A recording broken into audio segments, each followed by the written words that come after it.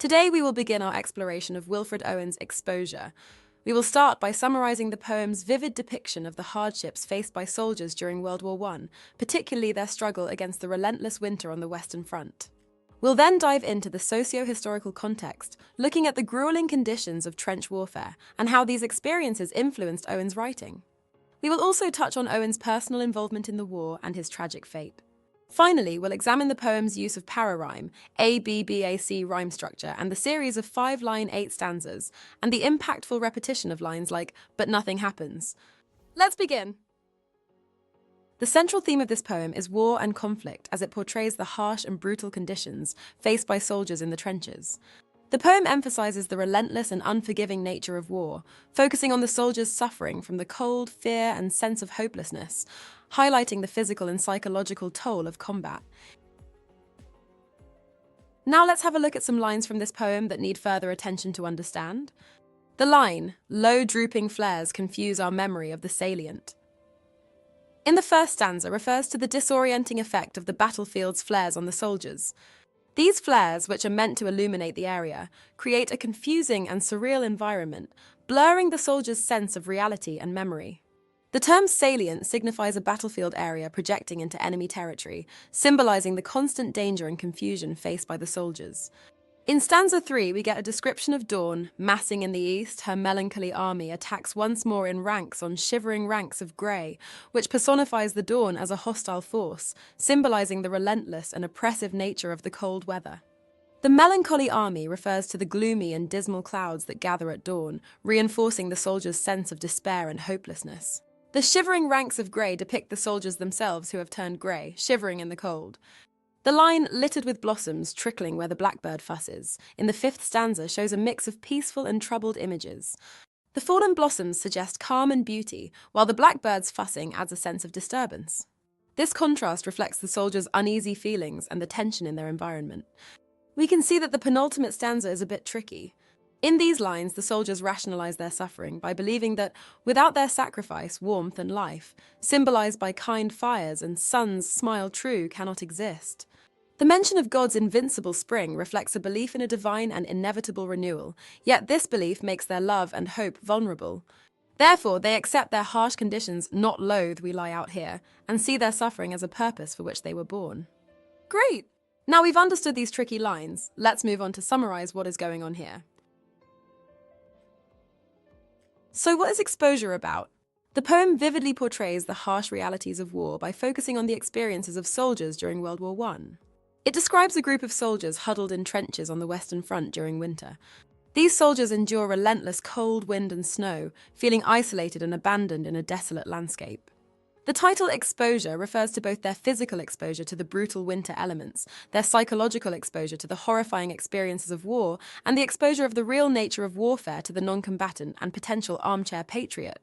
Through this poem, Owen highlights the profound sense of hopelessness and suffering endured by soldiers, making us reflect on the true cost of conflict. Now let's consider some important context. Exposure by Wilfred Owen was written during World War I, a conflict that brought extreme hardship and suffering to soldiers on the front lines. The Western Front was notorious for its brutal trench warfare, where soldiers endured freezing cold, damp and muddy conditions, with constant threats from enemy attacks. These trenches were often infested with rats, and offered little protection from the harsh elements, leaving soldiers vulnerable to illnesses like trench foot, frostbite and respiratory problems. The daily life of a soldier was a mix of prolonged waiting, anticipation and terrifying moments of intense battle. During his time as a soldier, Owen kept a diary of poems he wrote. During the preface, he writes, "This book is not about heroes. English poetry is not yet fit to speak of them, nor is it about deeds or lands, nor anything about glory, honor, might, majesty, dominion or power, except war. Above all, I am not concerned with poetry. My subject is war, and the pity of war. The poetry is in the pity."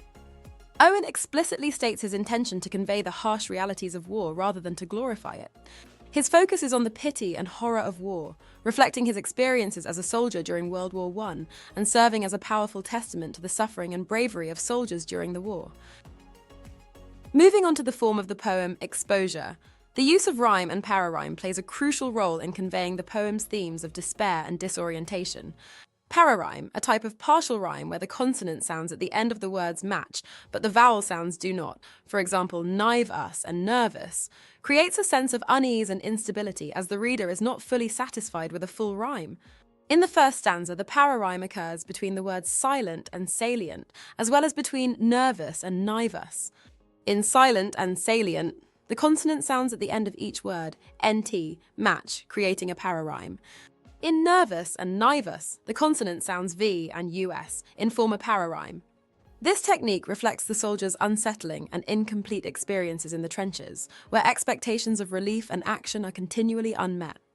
Furthermore, the regular rhyme scheme of ABBAC highlights the repetitive nature of everyday warfare for the soldiers in the trenches.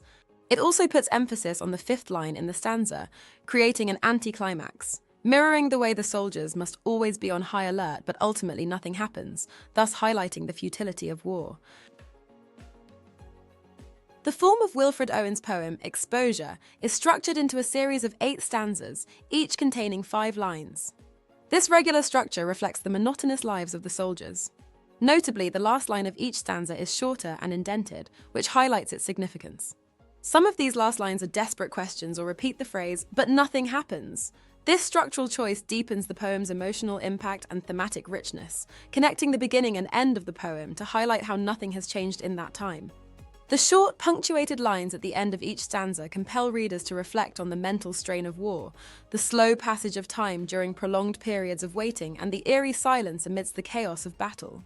By placing rhetorical questions and the refrain, "but nothing happens," at these pivotal points, Owen amplifies the tension and sense of resignation, depicting war as not only a physical confrontation but also a significant existential ordeal. That's all for today. In this lesson, we explored Wilfred Owen's poem, Exposure, focusing on the harsh realities of World War I and the soldiers' experiences in trenches on the Western Front during winter. We learned about Owen's personal experiences as a soldier and how they shaped his writing as he conveyed the harsh realities of war rather than glorifying it. We also examined the poem's rhyme schemes, its use of pararhyming and its regular structure, which worked to mirror the monotone and repetitive nature of warfare to emphasize the soldiers' torment. See you next time! Watch the rest of the GCSE English Literature course at Sophos Education.